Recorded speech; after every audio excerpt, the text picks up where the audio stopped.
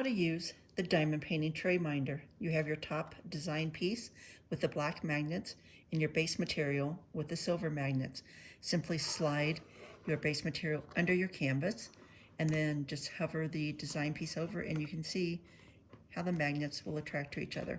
Then slowly pull your tray minder into position.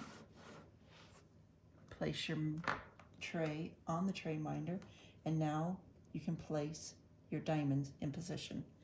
You can also use 2 tray minders at once. Just slowly slide this one into place. You're going to do the exact same thing with the next one. The trick is to move slowly. You can use this over parchment paper, over the covers, or over your diamonds. Do not use it over the sticky area.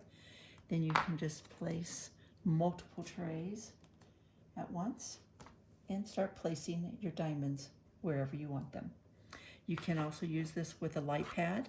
I'm using it currently with my easel because I do like to have the angle, but you can also have your light pad underneath here. It will slide just fine since the base material is so smooth. We have some new patterns coming out. This is our stained glass swirl. We've got new Halloween designs coming out.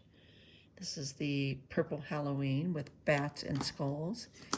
We have the green spider webs, and these have a black acrylic, and so the base material is also black. And that's how those attach. We also have candy corn, and we have more on our site. These are some the new designs that we have out right now, but we have more coming out.